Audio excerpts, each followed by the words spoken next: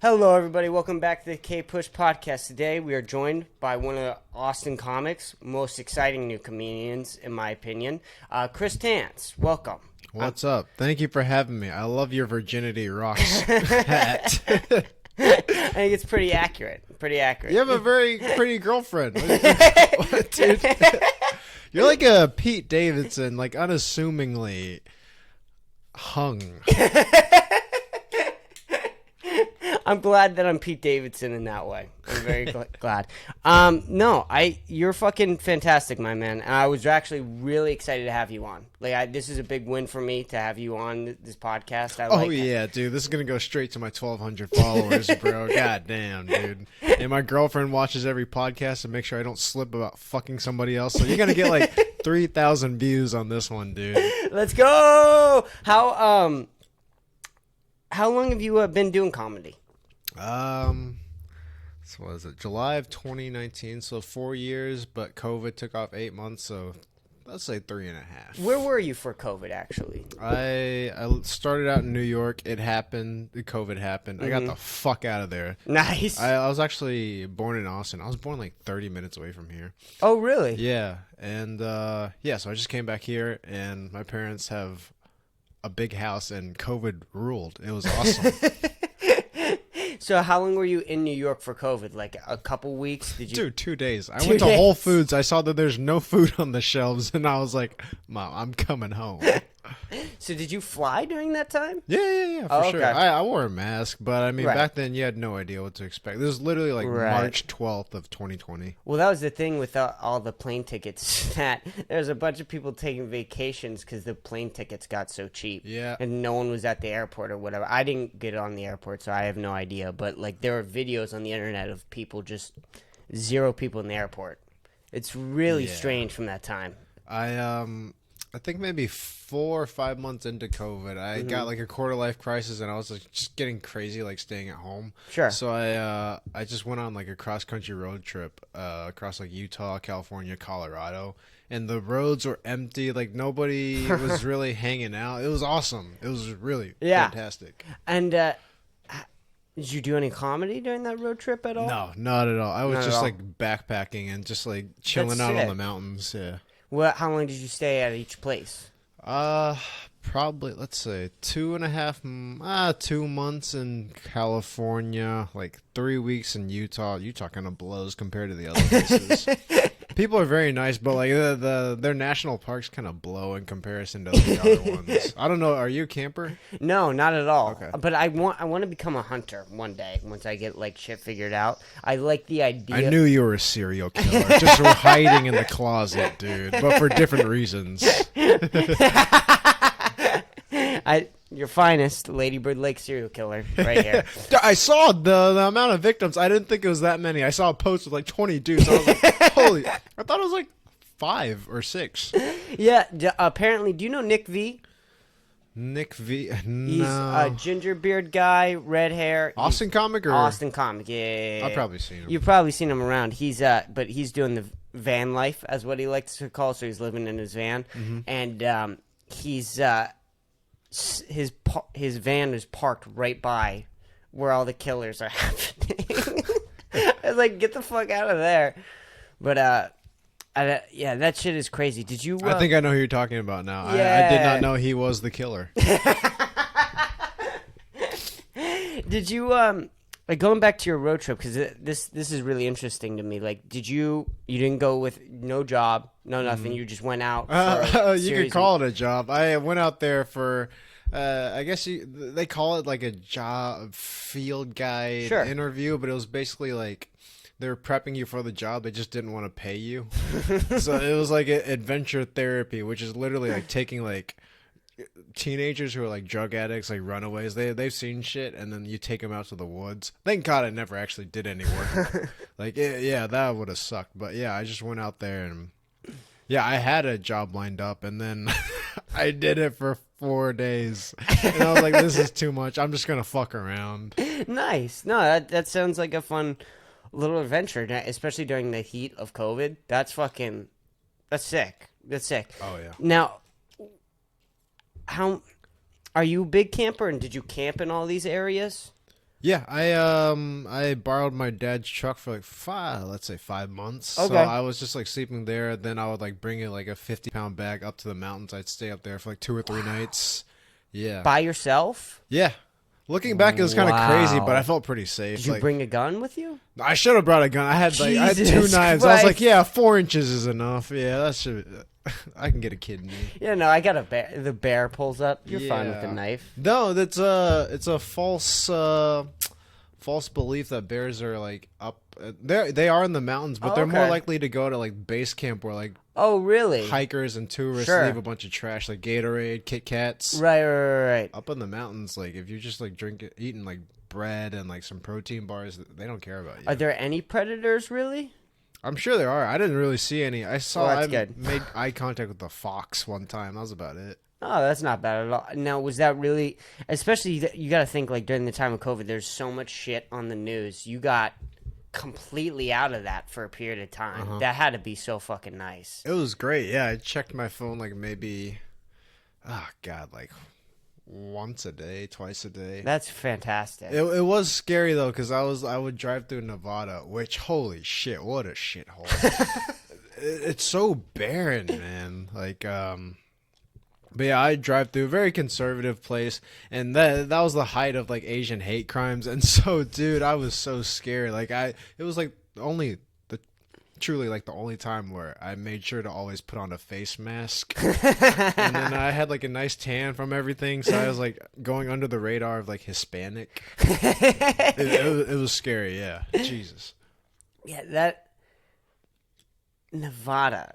Yeah, how would you see there? Did you see anything there, or is it literally just bare bones? They got gas stations with vending or what's it called, slot machines. I thought that was cool. I never even I almost walked into a brothel one time. It looked just like a nice motel that was just painted like white and gray, and I was like, I should go in just to check it out. And then I pussied out. I should have gone in. But What was your favorite spot? my favorite spot. Oh, Colorado for sure. Colorado? It's my favorite state, yeah. What'd you see there that made it the favorite spot, you think? I rounded out I finished out my quarter life crisis at the Great Sand Dunes National Park. So I was just like in the desert, but also like they had like mountains and like the forest. Right. It was like literally everything in one place. That's sick. No, that sounds like a sick experience. Now, when you came back, how long was it until you went on stage again, or did an open mic or something like that? Let's see. I came back October, and then people started to do open mics. Like, yeah, I hadn't done comedy for 8 months. I was back home in Austin from that trip, and then like a week later, I started doing mics again. And then people started talking about Austin, being like, "Oh, this is like the last place you can have fun that isn't Florida." Right. And then, so you came back to Austin, Texas before Joe Rogan even considered moving here? No, he No? talked about it for a while. I think he moved here maybe like a month after I came back. Oh, really? Yeah. Because he moved out of L.A. pretty early, I remember. It was like 1 or 2 months. I think he was talking about Oh, it. okay. Yeah, it was. I'm sure he was making trips or something. Right, yeah. Yeah, I think he followed me. I was in California for a while. Oh, yeah? How long were you in California for? Oh, like close to 2 months. Oh, okay. Yeah, I was. They have a really, for anybody watching, they have a very nice at Yosemite National Park. They have a Phillips gas station, which is so nice. It's like overlooking the coast. Right. And so you have like a nice elevated view. And then I fucked a lawyer at the gas station. You fucked a It was lawyer? in a Subaru. It was beautiful.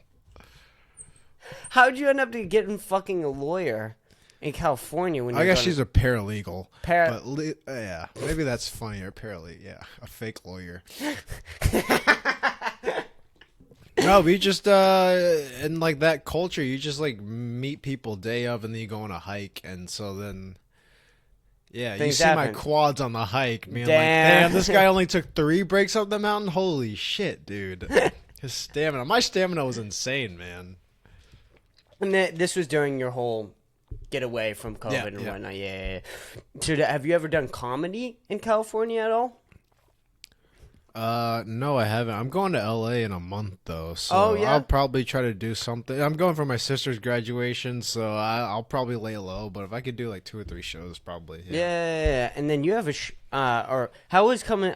We'll get into that later. How was coming back for your first time? What the hell was that like after not doing comedy for 8 months? Because I've only been doing this for 8 months, so I can't imagine taking an 8-month break.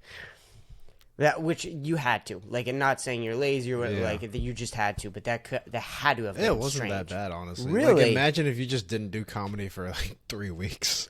It wasn't that bad, actually. Right. Yeah. So for you, in perspective, it's The probably stage less fright than- was it was about normal, but Mm-hmm. it's just like when you get up there, you're like, oh shit, things are moving fast. Sure.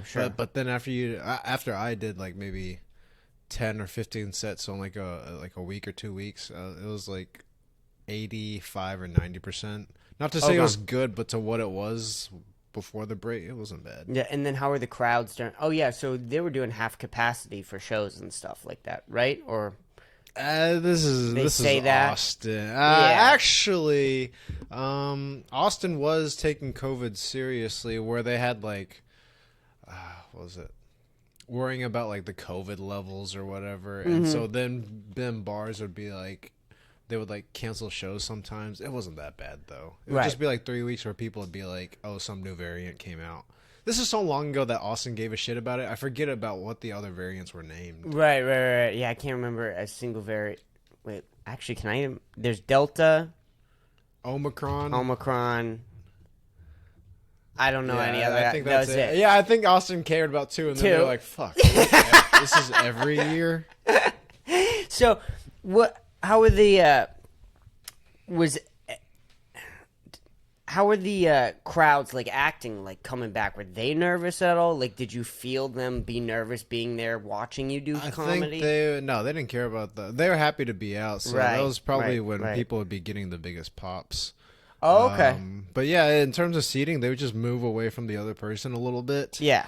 And yeah, it was pretty chill. If you're Asian, you probably get like a VIP row. Nobody wanted to sit next to us for like an entire year until Pfizer saved us. And did you feel that Asian hate like a lot when it first started? Not at all. Yeah, I mean, I came back to Austin, and then I was just like on the road, just like traveling, so I didn't really run into that. Right. It was really just like in the big metropolitans. You came from Boston, right? Yeah, I came from Boston. Oh, okay. Yeah. How was that? I mean, there's not that. Actually, there's a lot of colleges, so there's a lot of Asians there. Oh yeah. I mean, I had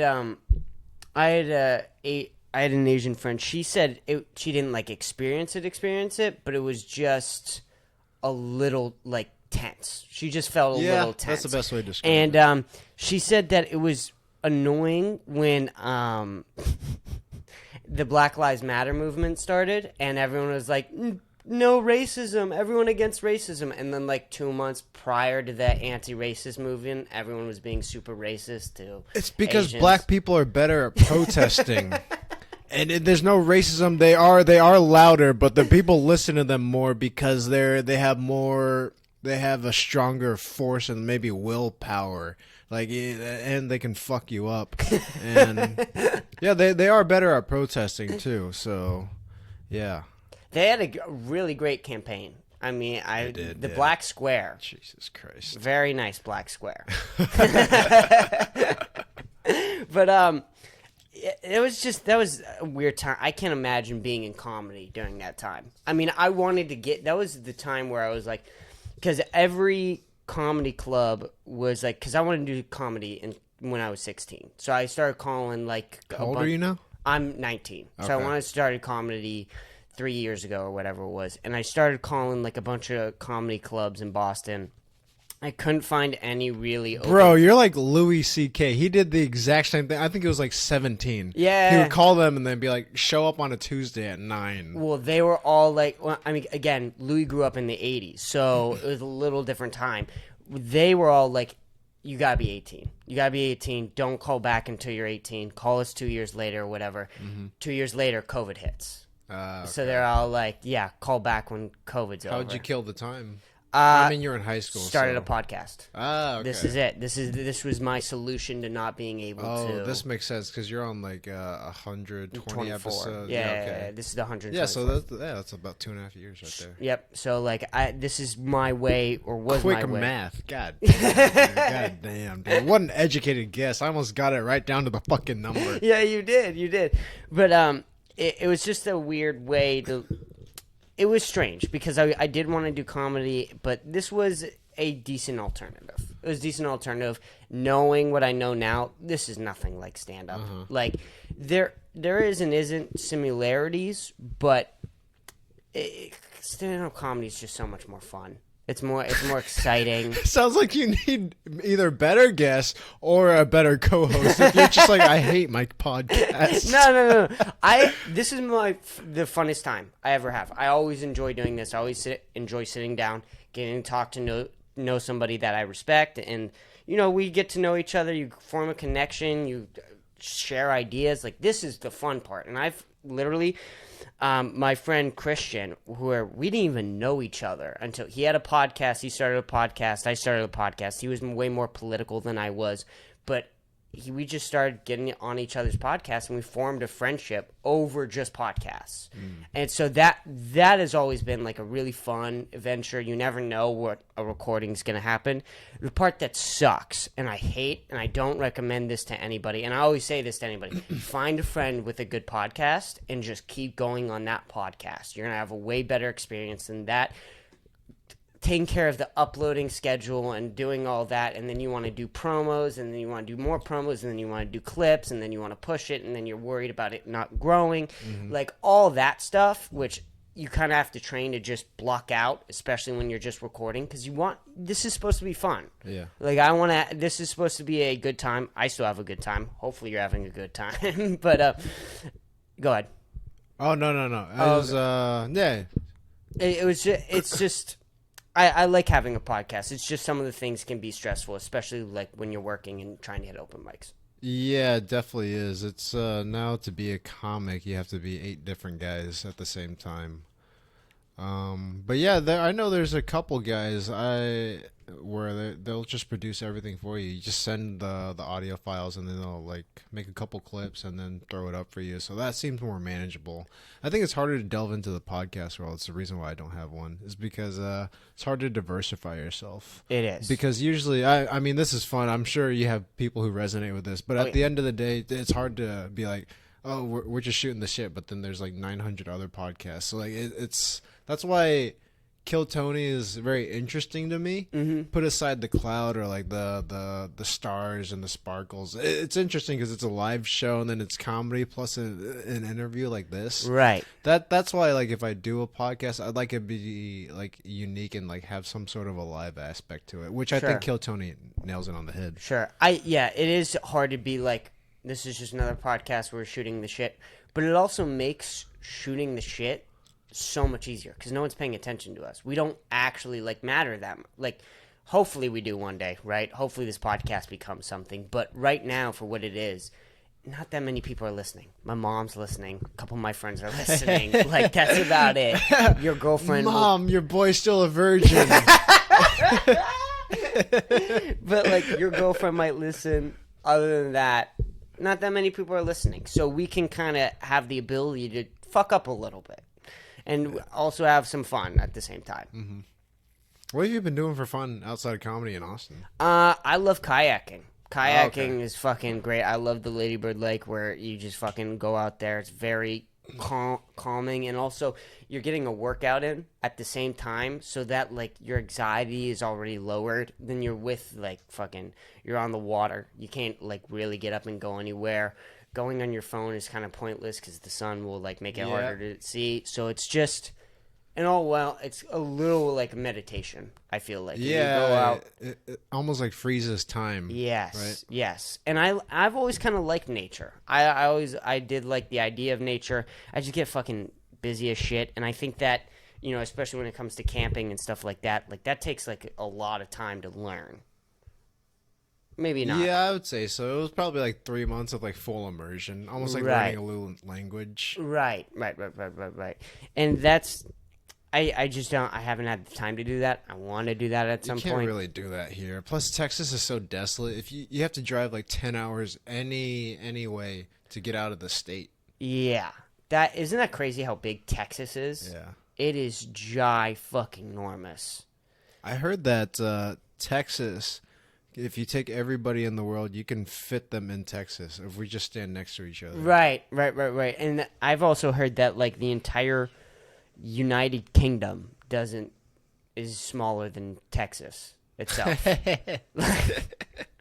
And I'm used to fucking Massachusetts, where if you drive an hour and a half, you're in a different state. You're in Rhode Island. It's so different down here. Yeah, I went to school in Connecticut, so we would just be driving here for 45 minutes. I'd be like, "Are we at the border already?" It blew my mind.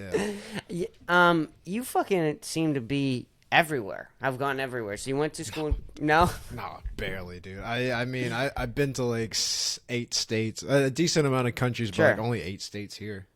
Oh, okay. Yeah. Okay. Yeah. What countries have you been to? A decent amount of. I went to Ecuador. Got my phone stolen. That was probably the last time I left the country. Yeah. Jesus Christ. Some hot bitch stole it. She sprayed mustard on me. It was a whole thing. What? Yeah. Well, sprayed mustard on you? Yeah. Over there they have this thing called the bird scam.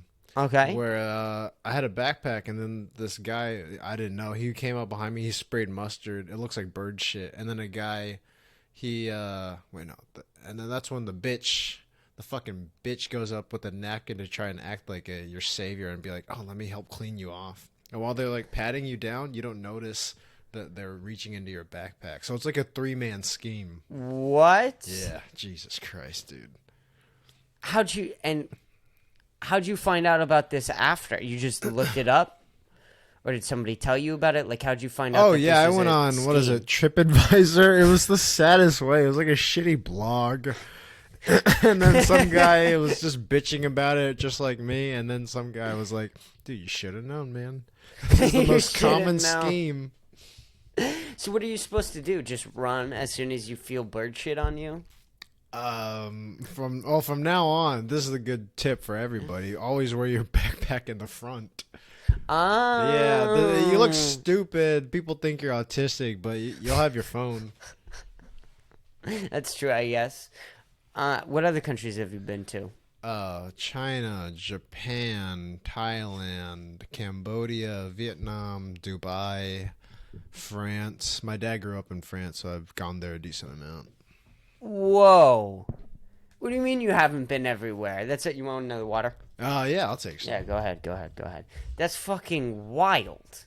That's an insane amount of countries. I mean, way more than the average American. Average Americans don't leave the country.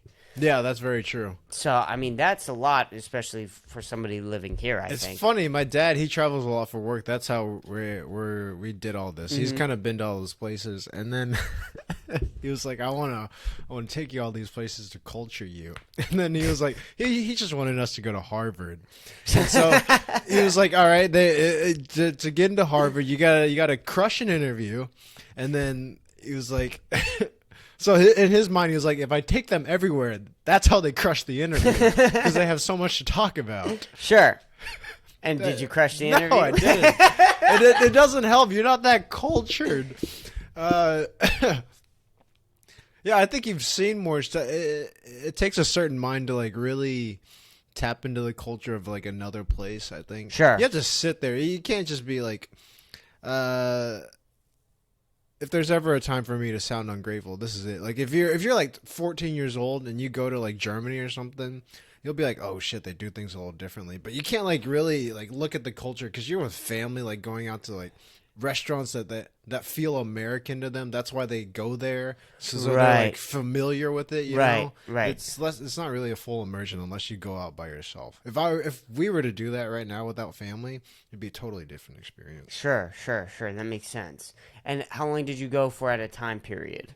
Yeah, we were lucky to go out for like maybe 4 weeks to like Thailand and stuff. Wow. Like that. Yeah. So like, I guess even for like because I just started. I came to Austin, Texas twice before I moved here. And then I moved here, and I don't even think I felt like fully comfortable until like 5 months in. I just started to get like a grasp on like, and this is the same fucking country, right? Yeah. Like this is the same exact country. I just moved from Massachusetts to here, and it's different. That's the weird thing about moving. You have to find like a new routine, like a new grocery store, Right. new gym, your route to work. Yeah. Where are you gonna try to get pussy? That's a big one. That's true. That's true. No, that's a big priority. What's the Hinge landscape in Austin? I think that's good for you. I think that's good for human beings to go through that process. Not all the time, I don't think, but every once in a while, people get bored. Yeah, I think it's good to mix it up for sure. What was I gonna say? Yeah, I do feel bad for the military people though, because I'll talk to them and be like, "Oh, you moved every 16 months." That is Like that blows, dude. I can't build relationships, and I knew the same people for 7 years. I don't know how you can build a relationship. Yeah, I feel that's true. But the military kids, that's fucking tough. I mean, going around as like you're 10 or whatever, and you're moving to a new place every couple years. You got to make completely new friends. I mean, especially once you get into the high school age, I feel like that would get way more tough as you get older. Yeah. And go ahead. I'd be curious to see what percentage of military kids join the military after that. I wonder if it's higher than we think or lower than we think. Just because you resonate with the military way more than, like, I guess, civilian life. Do you want me to look it up real quick? Yeah, let's look it up. I'd be curious. Yeah, and also, you got to think, like, shit, what the fuck was I going to say? I completely... Oh, I thought that was, like, some weird Pornhub tag. No, it was podcast stuff. Sorry, I forgot to clear my browser before recording. Dude, my girlfriend, she's trying to get a real estate license, and she needs a laptop, and I was like, let me lend mine out, and I was like, oh god, this is a big risk. And so I was like, I was gonna clear my cache, all my cookies and shit. Whoa, 2/3 of military teens want to follow their... Here, let me pull this up real quick. 2/3. God damn it. Close. Go. But all right. 2/3 of military teens want to follow their parents. Why is their parents in quotations? To follow in their parents' footsteps. 2/3 say they plan to serve in to serve in the military in the future, according to the results of an online survey being released today. The finding was surprising. Military alike who work together. Okay, but how many actually get in? Mm-hmm.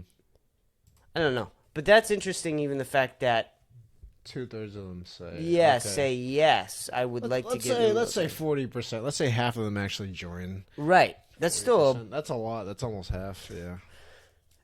That's a crazy world to get involved into, I think. Military, I think that one is really hard to get out of, too, once you're in it. Like, you just want to keep going once you get into, like, a nice position. A lot of them get kicked out. Yeah. I think, I had one coworker. He was in the Navy. I think he was a lieutenant or something. He was in charge of a bunch of cadets, and he literally said his job was like being a babysitter. And so I'm not shitting on the military. Jesus Christ, it's been a while since I could do 40 push-ups. But yeah, there's the honor of doing it. But then people don't talk about like how like some of them are like. This is from my coworker. He was like, yeah, they're delinquents. I'll have to pick them up from a DUI, like on their days off base. Right. So, yeah. So yeah, a lot of them get kicked out. Right. That's true too. I mean, not to disrespect the military, right? But who's gonna join the military? It takes a little bit of... You know who fucking joins the military? I was talking to my friend's dad, and he was like, man, I fought in the Korean War. What we did to your people was awful. And I was like, dude, I'm fucking Chinese in my whole mind. I was like, these are the people that sometimes they go fight. Yeah, I mean, I knew a kid who was racist in our town, like He was, the rate. There's Are always. you in like Boston proper? Or? No. Okay. Suburbs of Boston. Got it. So, but there, every I think town has a couple. Yeah. Which one?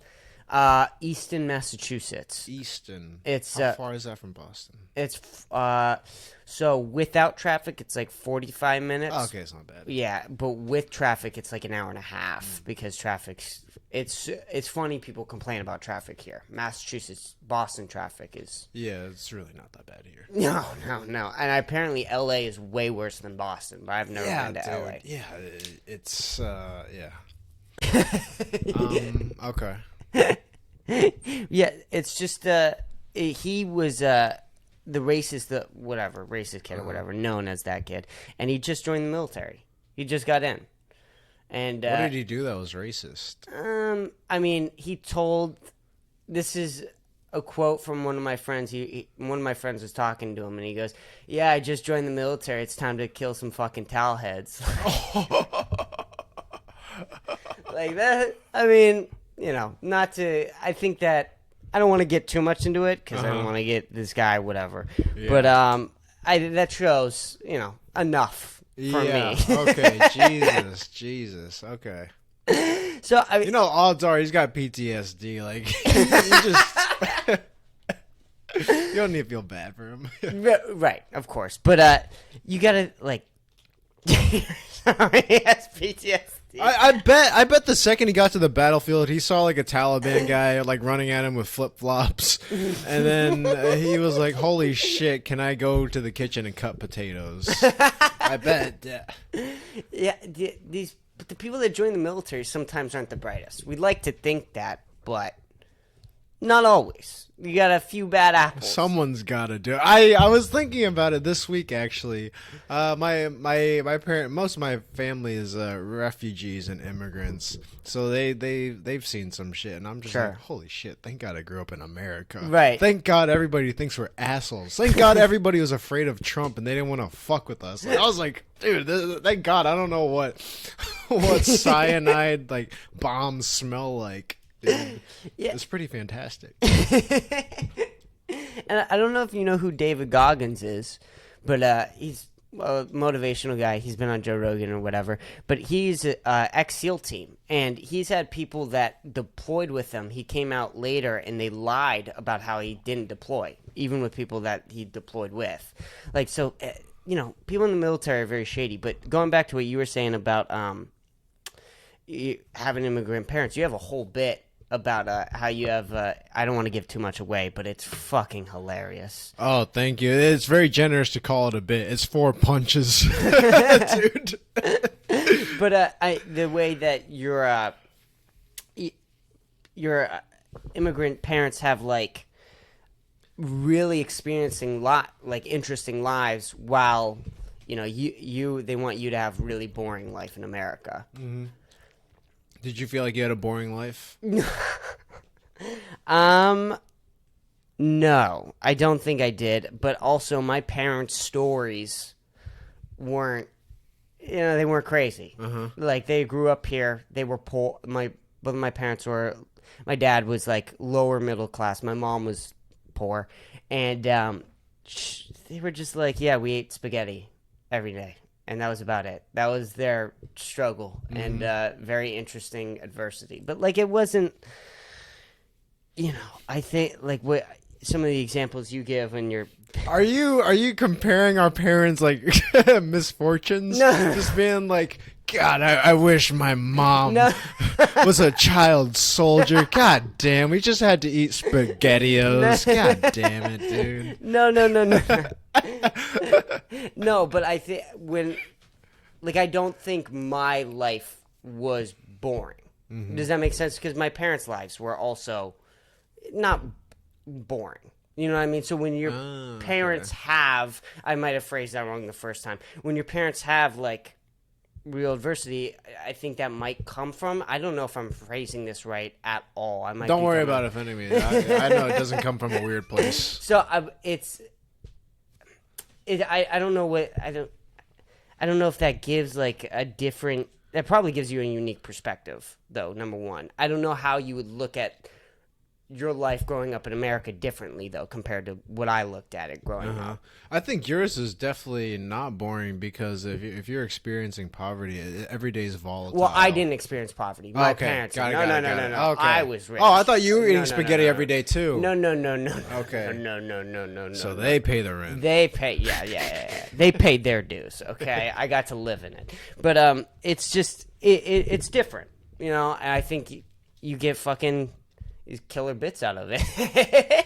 Yeah, I genuinely feel it. I've talked about it a little bit on stage. It's not working right now, but it is funny to think about. I got drinks with my dad for the first time, and he was just telling me story after story, and I was like, God damn it, dude, this doesn't even compare to my fucking a paralegal at a gas station. Dude, that was like my top 5 stories. It couldn't compare. Right. Well, and where did your parents grow up? Cambodia was my dad, and then my mom was Vietnam. She came over when she was like 8, though. Oh, okay. Yeah. Okay. But that's still, I mean, that gives such a different perspective. Like when you live in an outside country and you come to America, I feel like it does. Yeah, you cling to your beliefs a lot more. This is like very traditional, but they branched out. I don't know why this makes me think of it, but down the street from my childhood home, there's a swingers club. And my dad grew up in France, so part of me was like, maybe. That's fucking... That's so funny. The swingers club. What? Yeah, I don't even know where I was going with that. For some reason, I just completely dismissed that. No. Yeah, I thought you were gonna go more into that. No. We don't need to talk about that experience. Yeah, it wasn't that interesting. No, you're good. But you have a show tonight. You want to talk about that? You got how many shows do you do now?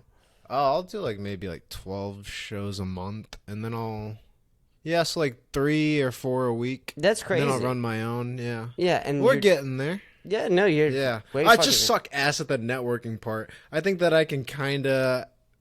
I have some fundamentals for, writing a joke and stuff, but, oh, dude, I suck at networking and shit. I literally, watch podcasts and be like, how that conversation, go really good?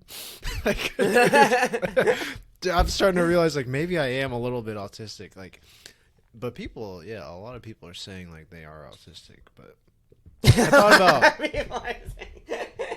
No, a lot of people say that they are autistic. I thought about getting tested, and then I was like, what's the benefit of knowing if I am or not? Right.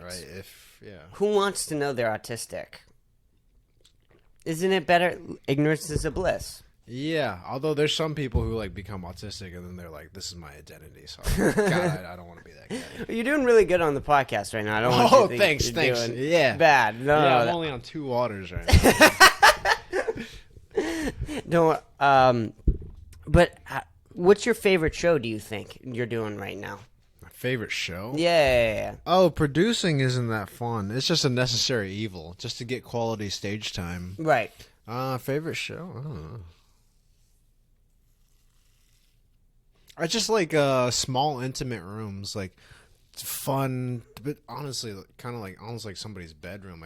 You fit 20 people in there, and then it's just electric. I did a fun show 4 days ago, and it was just one of those nights. It was really fun. Right, and someone, dude, I forget who. I don't know who's doing it, but I know someone's hosting an open mic in their house.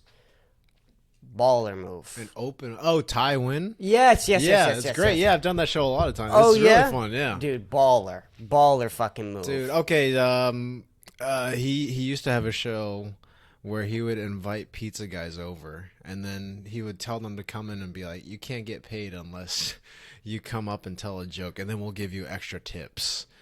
And so that's so funny. How much money would he give extra? $25, $30. Holy just fucking tell one shit. joke. Just tell one joke. Holy fucking shit. Oh my God, I was a Domino's pizza delivery driver. I would so go up. Yeah, I was going to say on your Insta, I was like, are you still delivering pizza? Okay. No, but it's still there. I think I'm going to keep it there forever. I like it.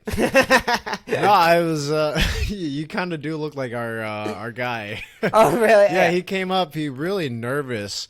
and then you know what Ty looks like, right? Yeah. It's just like a tiny Asian guy. He's bald in the front. He's got a mullet in the back, and then that's the first guy you see in the house, and he's like, "Come tell a joke for money." You're like, "Oh fuck, this is a cult." And then did anyone do like decently? We had eight pizza companies. Only one of them had the balls. I think it was a Pizza Hut guy. Oh, okay. Yeah. He came up. He was pretty confident, actually. He soaked in the he soaked in like the silence. He was getting into it, and he was like, "Why'd the chicken cross the road?" To get away from Chick-fil-A. That's funny as fuck. No, that sounds like a great show. It was a really fun show. No, that's so. I mean, the Austin comedy scene is fucking weird as shit right now.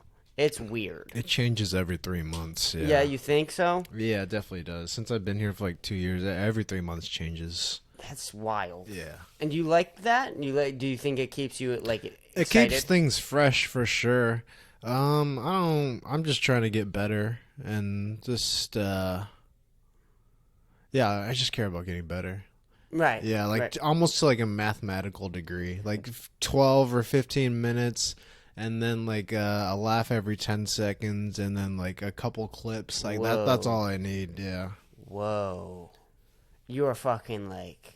I told you I might be autistic, bro. Yeah. That's crazy analyzing shit. What else do you analyze, do you think, with comedy? I'm very interested in this because of the fact that, like, I'm 8 months in, so I try to listen to, like, everybody's different this is the best time to soak it in. You have the beginner's mind right now. It's amazing. Right. Yeah, no, it's... nothing is easy. Nothing's hard. It's just what it is. It's beautiful. Yes, that's a great way of putting it. Nothing's easy, nothing's hard. It is what it is. Yeah.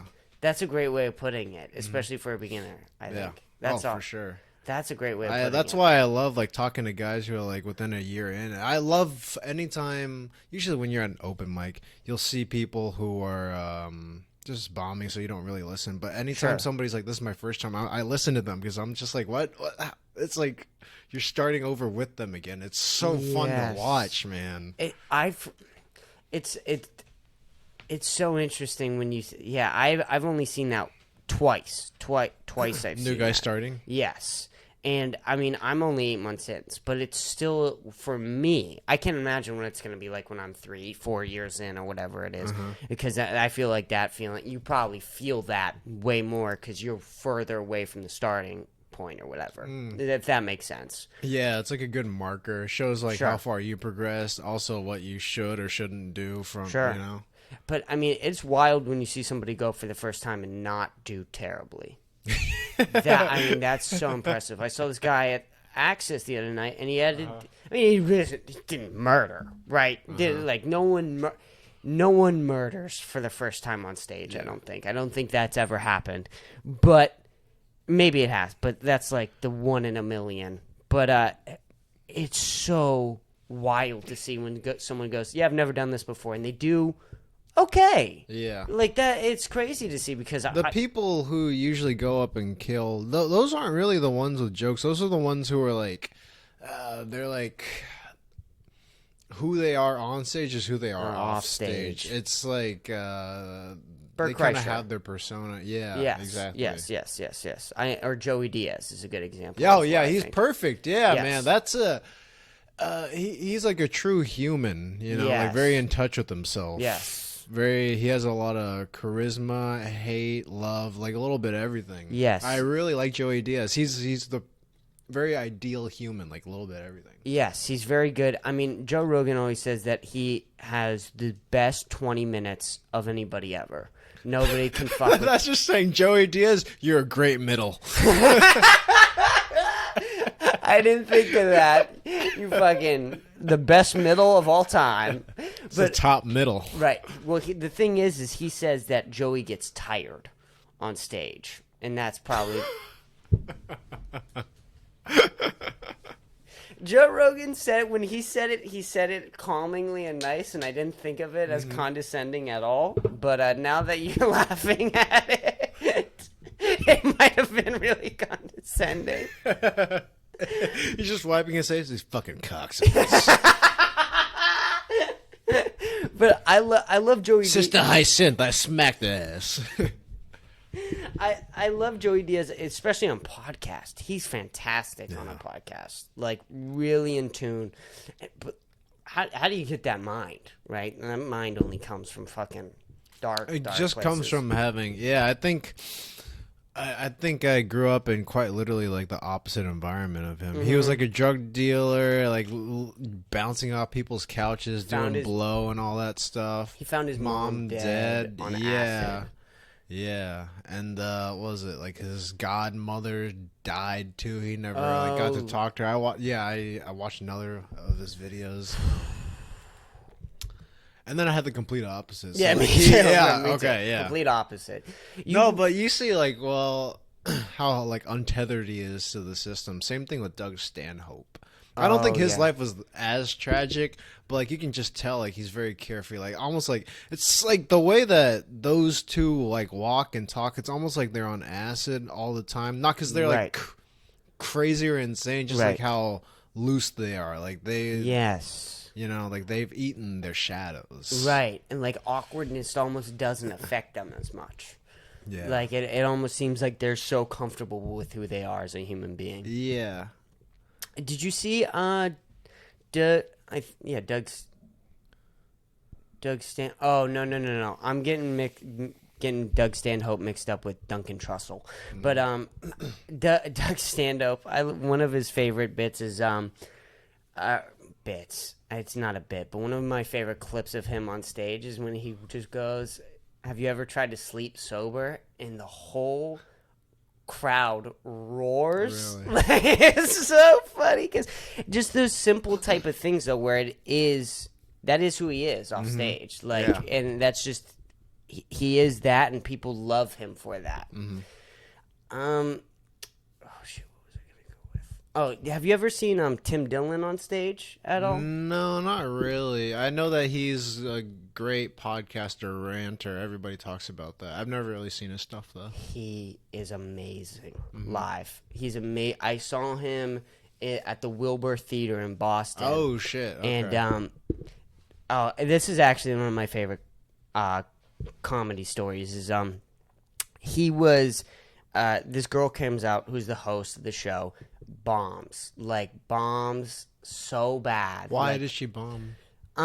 She didn't really have great jokes, and then they all wanted to see Tim. Everyone who was there wanted to see Tim. It was late night, they were drunk, and then she started to blame the crowd. And that never works. Damn. And especially in Boston. In Boston. Yeah, so she starts like, "You guys aren't from New Orleans." That was her big thing. Was she white or black? She was white. Okay. She was white. Okay. And then I was like, that's a weird impression of a black girl. No. She was white. And then she goes off and she brings up, and this was a surprise. We didn't know he was going to be there. Shane Gillis comes out. Ooh.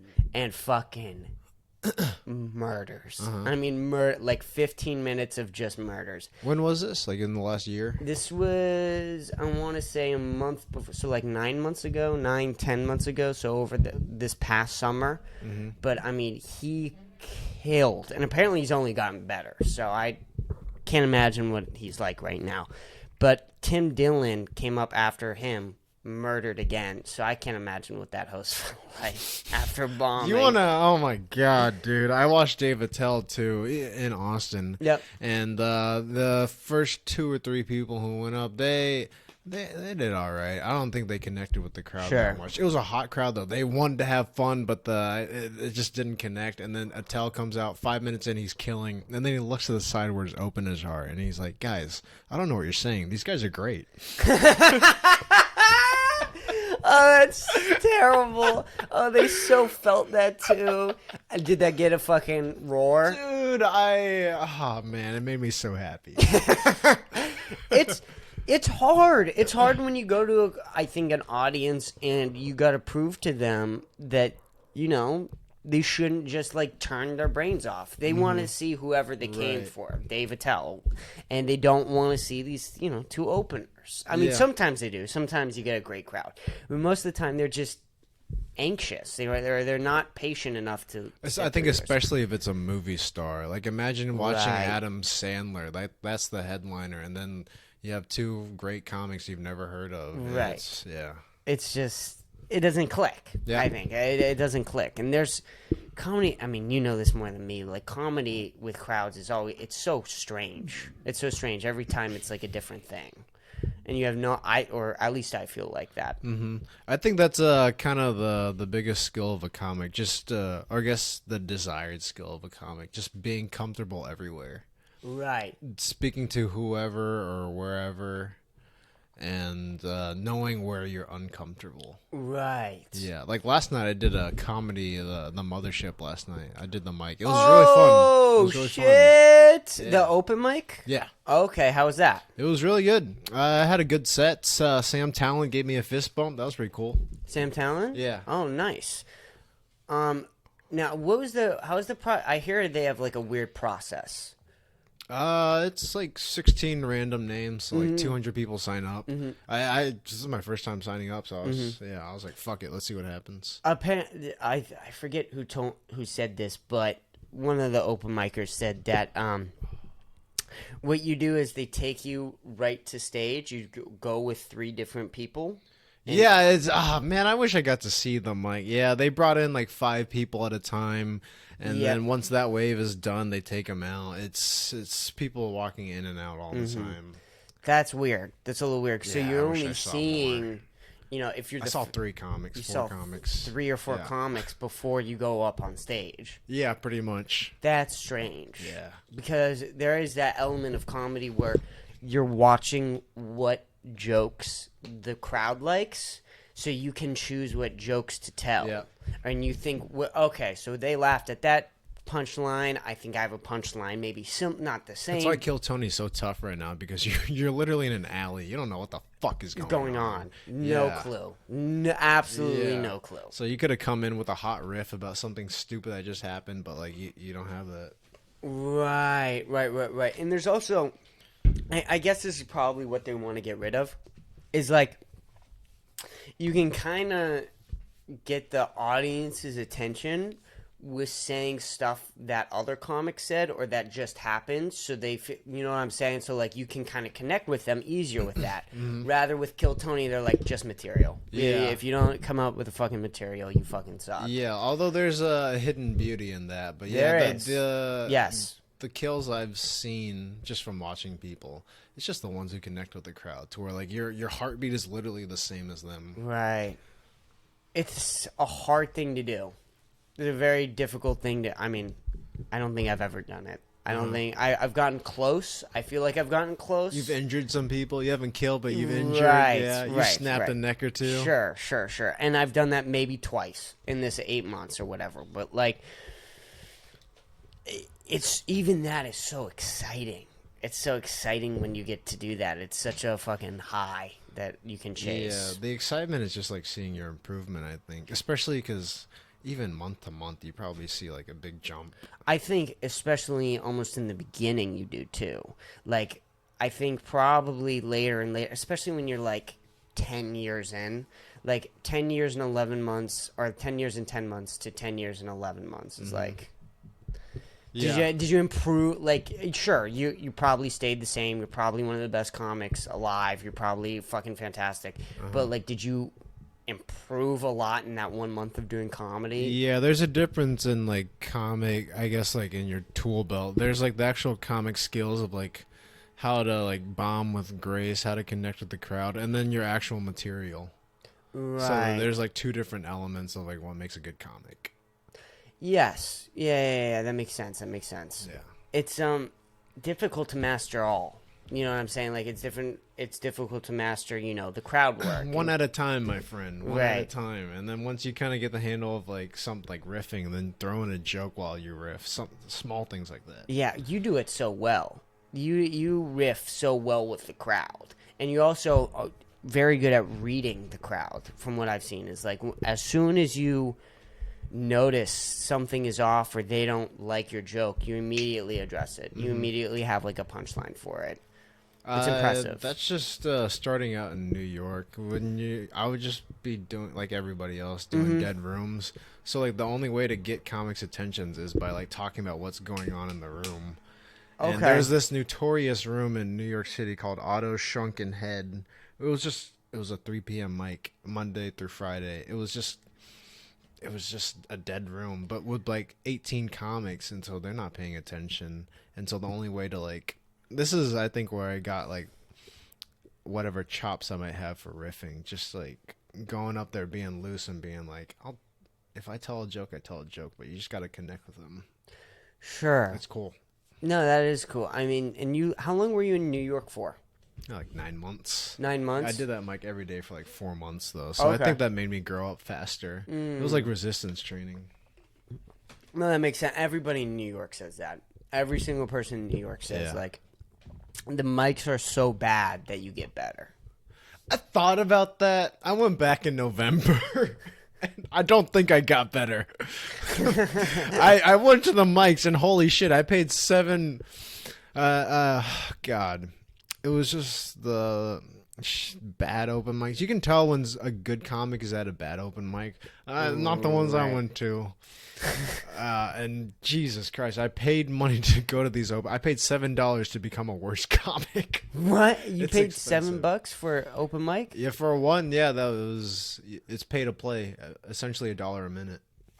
Whoa. I'd say a third of the mics they're free or whatever, but like I think no other city really does this besides New York and LA. But the mics there you have to pay for.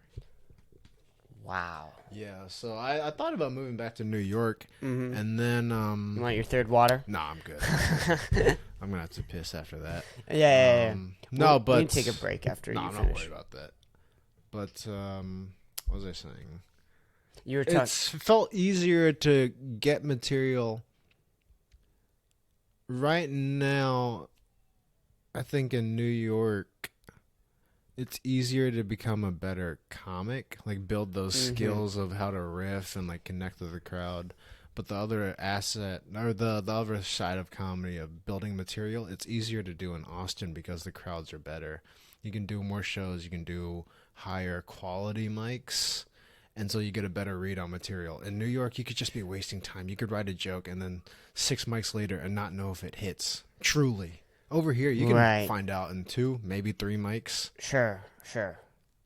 And do you think that Austin comedy, like, is there a mic here that comes close to New York mics? Or is there any, like, types of mics here that are, like, you would say you get the same level of skill in Austin to New York? Or is it just, like, nope, those types of open mics are only in New York? I think one of my favorite mics is Wanderlust. You've done that. It's a fun room. It's very New York. Small, tiny room, only comics, and the ones who do well are the ones who just talk about, who are like the most honest on stage, being like, that's weird. Like that guy just talked about something else. Let me talk about that. Okay. Yeah, I would say that too. Yeah. I do have a hard time sometimes with my material in there. But like the newer bits usually do better in Wanderlust because no one has heard them. Right. But like that's the other part of the problem, I think, with open mic comedy is like you're telling your jokes to the people who've heard the jokes 10 different times. And so they kind of know the punchline. I mean, sure, they're watching every other mic, so they don't really remember. But, and of course, that is true, yeah. Yeah, there's always a way to make it funny. Again, like always, my philosophy in comedy is never blame the audience, because what you were saying, what every comic stream is to be always comfortable on stage. The best comics alive, like Dave Chappelle, Bill Burr, Burt Kreischer, they're going to walk into any fucking room ever, and they're going to do pretty good, no matter how bad the crowd is. Right. Do you know what I'm saying? Although they're at the point where, like, they're celebrities almost more than they're comics. So, like, people get, like, a jolt of energy. It's almost like a heroin rush. When somebody's like, your next comic, Dave Chappelle, be like, holy shit. Right. So immediately there always is that boost of energy that sometimes you kind of have to build in comedy. Right. But yeah, going back to it is difficult to always tell the same jokes over and over again. But it's also good because it keeps you writing. It's always constantly making you make more new material, I feel like. Yeah, I think you got like a good 10-day to 14-day window for doing the same 4-5 minute set generally if it's like 80% of the same, and then you change out a tag or reorder it. Right. Plus, if you throw in a riff up top, then it feels different. It does feel different. Shit. And especially if you can connect that riff to your bit in some way. Yeah. I think that's where the sociopath in comedy comes in hand. To be able to take, like, if you're going to talk about like headphones and then you have some riff about bananas, make some bullshit lie in your mind being like, oh, I was eating a banana while listening to music with headphones on, and then that's a segue. Right. This is a bullshit lie. You can connect two random ass things. Just use your funny bone and connect it. It's easier than you think. Yeah. Well, I for whatever reason, I think I'm not amazing. There's nothing I'm amazing at comedy, so I don't want to like boost myself for ego or whatever. But I'm okay-ish at transitions, or I've gotten better at transitions. And one of the reasons why I think I'm pretty good at transitions is because on my solo podcast, I'm always trying to figure out how to transition to the next subject I'm talking about. And I found that like the art of making a transition is actually sort of the same across platforms. Obviously, I have a long ways to go and I need to get better at it, but that bone is a little stronger, I think. That's one of my good. I don't want to say talents because I'm not amazing, right, in any way, but that's one of the things I think I'm better at. Yeah. What's your writing process? How do you come up with new material?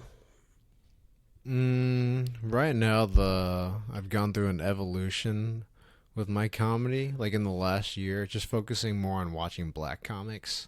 Okay. And I like them a lot more because they kill because they're more honest. Yes. And they talk about like how they feel, and so that's like the crutch of a bit, like that kills. Like you understand like what the comic is feeling and what they want. Usually in a good bit, there's like an obstacle, right? And you laugh at like their struggle. I call it like in my mind like the comedic struggle, to where you're like, God, what's a bit? Patrice had a funny bit about how he was pissed that his girlfriend, he was trying to save Boots from an ex-girlfriend. Have you heard that bit? No, I have not heard that bit, but he's just his ex left some boots and he like wanted to hold on to it so that he'd give it to her. Sure. And then his girlfriend had a daughter. He's helping raise the daughter, and he's like, "You got a family with me," and he was like, "Yeah, but these boots don't have nightmares. I don't need to feed the boots." and so just like that frustration, that struggle of being like, I just want to keep the boots. I can take care of the family too, but like I just want to be a good person. Right. And like that struggle is the funny part. So sure. Like, when I write, it's more about like the emotion and like the point of the jokes themselves don't have to be complicated, but I think the point of view has to be like sharp and unique. I think the real wit comes in like the point of view of like what the topic itself instead of like the actual jokes. Right. I have to pee so bad. Yeah. I am so sorry. Go for it, We're going to take a break and then we'll come right back. Go. And welcome back. Back from peeing. What I wanted to ask you this: what comics do you think made you fall in love with comedy? Like, honestly, what got I never you into really watched comedy till I started doing it. Really? I think the first comic I ever watched was Gabriel Iglesias. I was like in 8th grade. That was great. I had a great time. Then Mark Birbiglia, and then I started going to a bunch of local shows in New York. Okay. Yeah, so there was like maybe like a 7-year gap without stand-up comedy. Wow. Yeah, and then I was like working at a bank. I had nothing to do after work, and so I would just go to a bunch of comedy shows alone. I'd probably been to like 60 shows before I started comedy. Oh, just wow. watching it, yeah. And just local shows. Yeah. I mean, I was in New York, so these are like the some of the worst, but also the best up and coming comics. Sure. I was just like I like appreciated like the various levels. Like I could watch Chappelle, but also could watch somebody who was like trying to break into the club system in New York. Like that would be way more fun actually. Right. So you kind of got that balanced perspective of, okay, so someone starts out, they're terrible, and then they get better. You kind of got that image from the start. Yeah, for sure. That's a really healthy way of looking at it. I think a lot of people. Yeah. How do you see it? I think when did I start? So I started to first see it because my first comedy special I ever watched was Joe Rogan's Triggered. That was my first comedy special I watched. And then I just started watching like random comedy specials until I stopped for a couple months, and then I got obsessed with George Carlin. Like, obsessed with George Carlin, and would just watch like a bunch of various like YouTube compilations of all of his older stuff and whatnot. This is where like comedy truly is an art form. I've tried to get in George Carlin. I couldn't do it. Really? Couldn't do it. Love him. I really, really loved him. I look up to him a lot. I try to.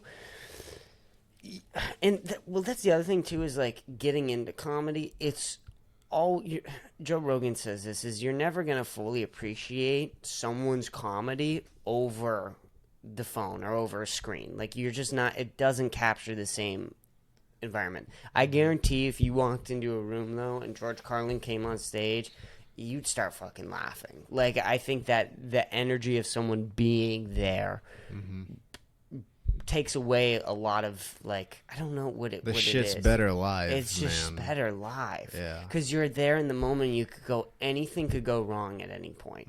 There's something there that is super exciting with that. But going back to, how do people look at it? I think because of the fact people only really watch stand-up specials, like on Netflix and whatnot. Not anymore. It's all clips. Right. Well, now it's all clips. But even with the clips, you're getting the best possible moments of comedy. Okay. So I think people have this distorted perspective of like everybody's great all the time and no one ever does terribly, which is... Why? Oh, you'll watch somebody who's great clip, and I'm no exception. But you'll watch the great clip and be like, "No, that wasn't." Yeah. Right. So it kind of gives this really distorted view to, I think, the general public.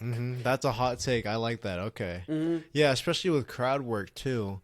I know that Sam Morril and Mark Norman, after their shows, after they run their hour, they'll have like a Q&A, or even them just like have the crowd like yell out random stuff. Yep. Like Gatorade. So I think it gets in the back of people's minds, like shaping them, I guess, it makes them smarter audience members though. If more clips about stand-up go viral, they're introduced to the stand-up world way more often. 20 years ago, you didn't really watch comedy unless some special was running on Comedy Central, or you were like, they played it on the radio. Right. It's more accessible now. And it's so easy to find a clip of someone you like, and then you just send it to your friends. Yeah. Like, and then they see it, and then, like, you're talking about it. So, yeah, no. For sure, no one's saying that comedy isn't worse than it was.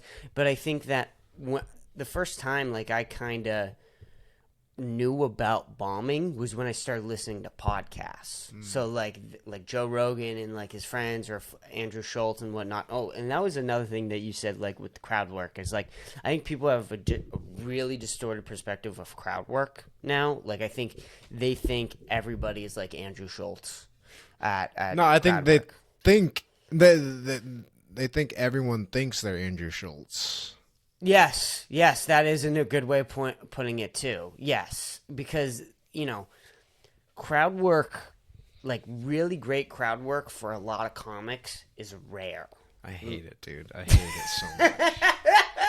No, I don't mind them posting it. It's just I don't like it that much. Right, but that's who was talking about? Neil Brennan said on a podcast, like, oh yeah, that guy. I'm sure he hates it. He's a writer. Yeah, he hates it so much, but he goes, yeah, I can form this really layered, complex joke that I've been working on for months, and I'll get like half as many views as like a random crowd work.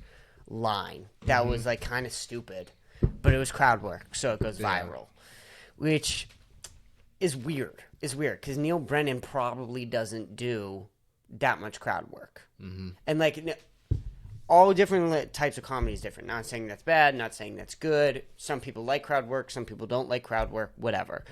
But you phrased it so well. Everyone thinks that they think they're Andrew Schultz. Is that how you said it? Yeah, that's what I said. I think it's true to like a very, very minimal degree. But you see the clips and you're like, oh, I think I can do that. You know? Right. It's hard to think on the moment. It's hard to, when you're under pressure or someone's heckling at you or whatever. It's hard to like. For me, it's just like a tool just to like wake them up. Sometimes they don't want to hear jokes, so I think it's almost like resuscitating them. Yeah, no. Have you ever watched Jeffrey Osmus? No. Oh man, I think you'll like his shit. Oh yeah, he's probably one of my favorite comics right now. I like him a lot. Okay. Yeah, he's maybe 10 years in, like up on the rise, but he posts a lot. Yeah, probably like he's got like 400 videos now. 10 years in is right at that point. I feel like where like people really start. Yeah, he's got traction. Yeah. Well, no, I mean, yeah, traction like online and whatnot, but when they really start to become like a real comic, you know, which is so weird to saying because I'm only 8 months in. Like, I mean, to be a full-time comic, all you need is rich parents. That's true too.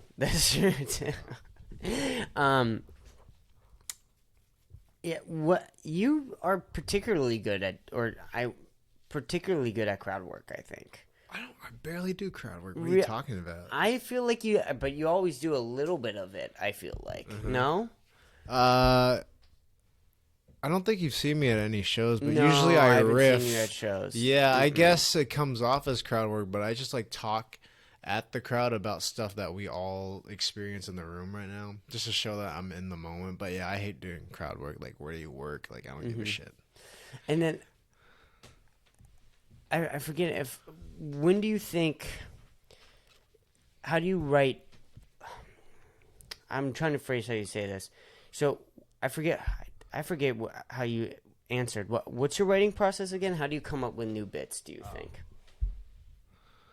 Well, it'd probably be easier. I have like 2 little spreadsheets. Okay. One is like an Excel spreadsheet with I like compartmentalize every bit. So I have one that's about gentrification, one that's about guns, and then in each of those I talk about jokes, ideas that bombed. Yep. And then, so that's basically it. And then another one is because you were talking. I think when I asked you, you were talking about how you like to get the feeling of a comic. You like to get that comic feeling. So how do you come up with these subjects that have that comic feeling? Like, you just be a human, just experience life, so you feel something. But make it unique. Like, everybody's annoyed about dating apps, but like, just have like a more unique spin on it. You really have to, like, after watching like Louis C.K. or like Patrice a little bit, you just see that their point of view is very sharp. Like, you can tell they thought about it, and it's like, you know, you can talk about dating, but like if you hit a different spin on it, the crowd's like, oh shit, I haven't seen it like that, so they're along for the ride. Right. And what do you think the best mindset to be in? Like, would you work out before? Do you think? Yeah, working out's great. Actually, have you done that? Yeah. Oh yeah, I try a little bit of everything. So I try work out before. I try meditating before. I try smoking a little bit of pot before. I try maybe having a little bit of liquor before. Yeah. But the best writing for me that I come up with is when I do the solo podcasts. Really? Yes. Okay. So when I'm on the solo podcast, I have a whole list of subjects in front of me that I'm going to talk about. I have no idea what I'm going to say. Zero clue. I'm going to try and make it as funny as I can in the heat of the moment. And that, like, pressure creates some of my best bits that I have. I mean, I forget which. I have a couple bits, but I have an abortion bit. It does like okay. That's from a podcast. This new alligator bit I've been working on, that's from a podcast. I saw like a bunch of different of my bits are just seriously I've said already on the podcast before. Yeah. And I take like the taglines I think are funny and I write them down. I'll re-listen to the podcast. It's a weird way of writing, but I enjoy it. Yeah, they call it the writing process. It's really just the thinking process. However it comes out, talking into a microphone or to yourself, or just like traditional like pen and paper, whatever works for you. Right. Yeah. And then when you come up with ideas, just like throughout the day, you just write them down, and pull out your phone, pull out the notes app, and just write something down, jot something down. Yeah, I carry around like a little notebook. Yeah, but I do like I guess free writing about the subject just to like understand how I feel. Okay. I feel like after watching Shane Gillis, his bits will run like maybe 5, 6, 7 minutes. But like it feels like a long bit, but it's really just him taking a subject and like attacking it from like a bunch of different directions. It taught me that that's how you expand a bit. Just look at it from like every angle. So now I'm just like trying to figure out like how I feel about like abortion. I never talk about abortion, but like how I would feel about abortion as long as it's unique, and then hit it from like other people's perspectives. Sure. Yeah. So just trying to expand more right now. It is hard to gain a different perspective of the way you feel. Like you have this because everybody feels one way usually about one thing. But you mean the right way about abortion? Yeah. Dude, it's easy to like be like, oh, you can't get an abortion, and then your girlfriend of 8 months might be pregnant, and then you're like, oh fuck, I think I'm gonna switch sides. Well, yes, true, like the right way about abortion, because that one is very, I think all women should be able to get an abortion. Very controversial here, but I was just trying to talk about different subjects as well, right? So like you usually like COVID, whatever the President, Biden, Trump, whatever subject it is, Ladybird, like serial killer, like everybody usually has one mindset on it, and usually that mindset is unique sometimes, but it's hard to like step back and like look at another perspective and like attack it from all different angles, which is why when Shane Gillis does it, it almost seems like he's not trying to do it, but he does it so well. Yeah. I think with Shane, he's very popular because he's got like kind of like a bro-ish vibe to him. Almost like he's just a guy at a bar that you meet and you're just like shooting the shit with him. Right. So I think that type of comedy is very accessible right now. Like you'll watch he's very different, but like Ralph Barbosa, have you heard of him? No. He's gone like viral a lot. He's a Mexican comic from Dallas, but he works in New York a lot. Okay. But his clips, he literally just sounds like we sound high energy in comparison to him. He's just like standing there talking. He's very funny, but his clips I think do very well because it's like so much more manageable. You don't right. I think this is not a dig against Casey Rocket. Very funny, but like people will watch his videos and be like, oh my god, I feel anxious because he's running around and shit. Right. So if you go the opposite direction like Ralph does, you're like, oh, this is more approachable. Like I can sure really listen to the joke because he's not moving around. Right. Casey Rocket is killing it right now. Yeah. He's doing so good. But Daniel. Wow, you look like a different version of him now that yeah. All white people kind of look the same, especially when you have this fucking hair.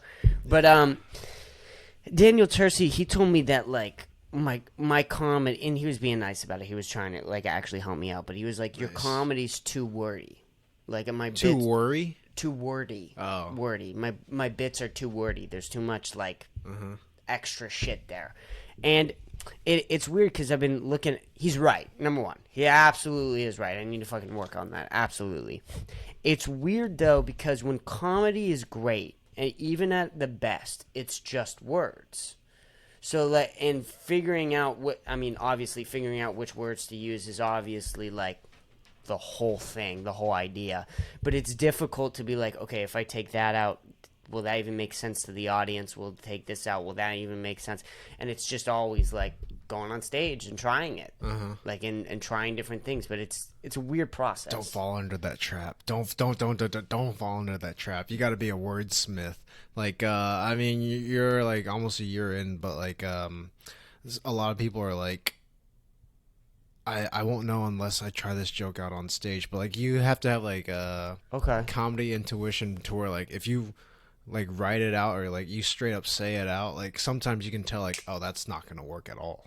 Okay. And you have to ask yourself, like, you have to have like an out of body experience where you're like, if I heard somebody else say that, would it even make sense? Mm-hmm. Right? There's a difference between like something not being funny and then something not making sense. Right. So that's another part of like the comic tool set, just like the inherent tool of like knowing if something even has a chance of making it. Sometimes you'll write something and you'll be like, don't even think about trying that because it doesn't make sense. Right. Okay. Yeah. That's really good advice. It'll save you a lot of time. Some people go up and they're like, I don't know, this is funny. Well, like, fucking read it again, read dude. it again. Yeah. Right. Well, and that it's actually nice because I live with Dom, so I'm always talking to Dom. Dom, is this funny? Dom, is this funny? And we right. And that's literally been probably my lifesaver with that type of stuff. But you are right. Like some of the things I do, I could definitely just write on a piece of paper and then read out loud. Right. And it's not to be like super detail oriented, just to save you time at mics. Because you work so hard just to get up on stage. Don't waste that precious time. Sure. That makes sense. Yeah. Do you look at it as like very precious every time you go on stage? Yeah, for the most part. I mean, yeah, I just don't like the circle jerk of like, I mean, I've done it before to where like you go up and you have no idea what you're gonna say just because you didn't really prepare. I hate that feeling. So like you just Do you think that's good not every time? You don't want to go up and not know what you're going to say every single time. But every once in a while, do you think it is good to just throw yourself on stage with nothing and see what comes out? Just to stay loose. I only really go up there with nothing to say when there's no chance of like even having a productive set. Like I was at the Creek last night in a room that fits like 150. There was like 4 people in there. Like what's the point? Just go up there and be loose. Right. Yeah, no, that is a good mindset of looking at it, and also you being able, you're fucking 4 years in, so you are able to realize what is and what time it is to go up and just be loose, and what time it isn't. Each mic or even a show should have like its own objective.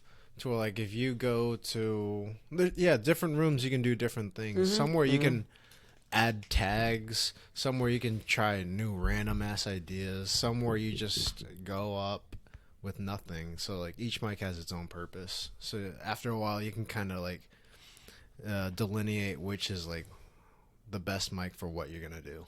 Sure. That makes sense. And then, do you know when you have a good bit? Like, do you know immediately when you write something down and you go, "Oh, this is gonna be something"?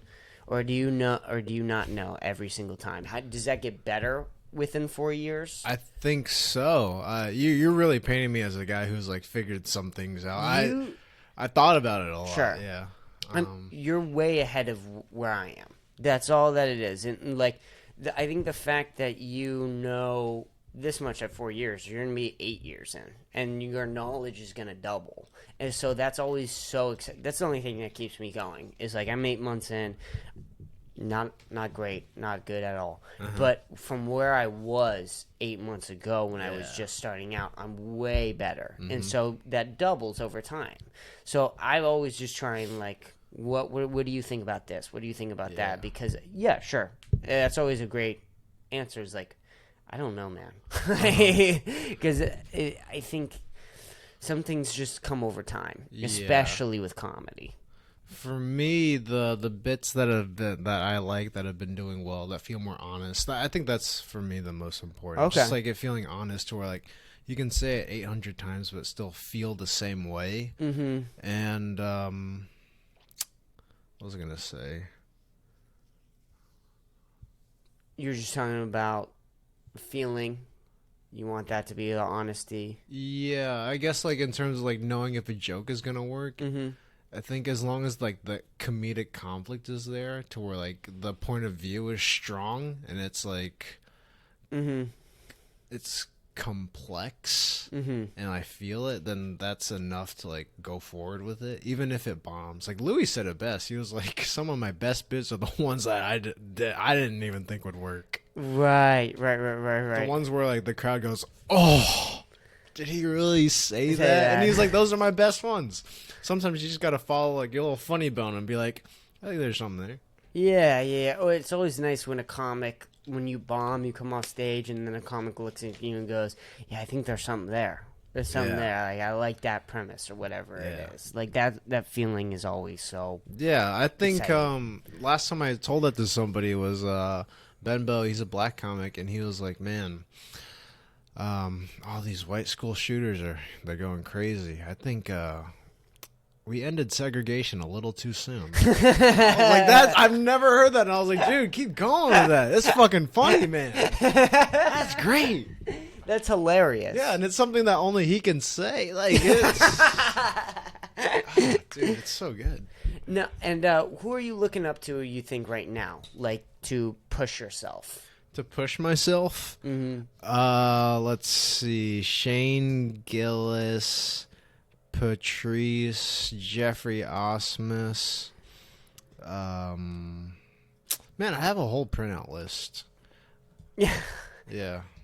It's hard to think on the spot, but what do you think that you look into them for? Like, what do you think you're lacking, and then like Shane Gillis has that you want?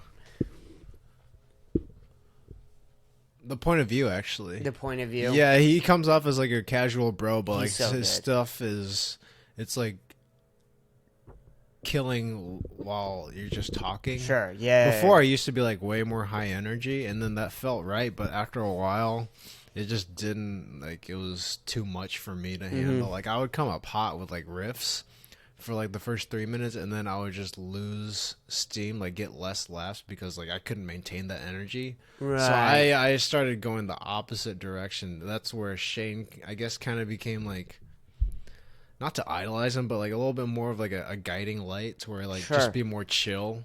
No, that makes sense.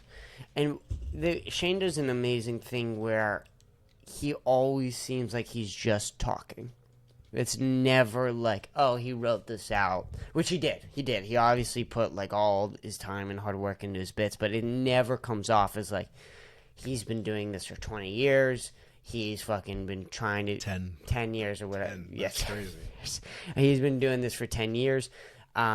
He probably worked on this bit for the past 3 months or whatever it is, and there's got to be like a counter out there that counts how many times Shane Gillis is mentioned on the comedy podcast. Oh my god, it's insane. I mean, well, and him and Joe Rogan, those two, they got to be named, at least on this podcast, hundreds of times. But there's a reason why, right? Like, people look up to them. Like, and who's making podcasts? Who wants podcasts? Comics. Yeah. And so they look up to them, so obviously they're going to talk about them. But Yeah. it's fucking fun. I think when it comes to finding your voice, it's really just a collection of other people's voices. So, like, I'm sure, like, if you love George Carlin, like, just, if you listen to it so much, you start thinking like him. Right? You kind of, you feel that a little bit. Yeah, I think that's the cool part of finding your voice. There's that great quote that good artists copy, great artists steal, to where like you almost steal the way that they think. Right. To where like even though Carlin's dead, you could have some interesting take on dating apps because you think like Carlin. That's such a fun. That's to me like the most exciting thing. That is a really interesting way of putting it. Yeah, I get what you're saying. Steal the way your mind. That's a really great quote. Yeah. But I mean, it is dangerous though. Ever since I started watching black comics like Richard Pryor, I was like, shit, dude. You start talking like them, you're like, oh my god, I gotta. Hey, Joe Rogan put a number on the counter, but he always says that comedy is like a mass hypnosis. Almost like you're almost mass hypnosing the audience and the way you're thinking. You gotta keep their attention, yeah. Right. It's fucking difficult. It's a difficult art form, but it's weird I forget that it's an art form all the time.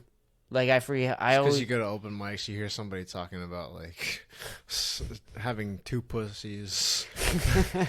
Like, oh god. There's no way that this is the same as Led Zeppelin. Yeah, it's hard because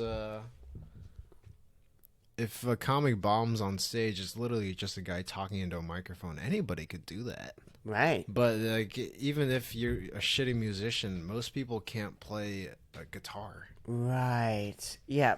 I can't imagine bombing as a musician. Like, what is that? How do you know that you're bombing, though? You're right. Unless How do they're you know? booing. Because even if they're having fun, they're just nodding their heads. They don't laugh or smart, whatever. You don't. How do you even know? That's a great way of putting it. And yet, it's a weird thing because you don't need anybody for music.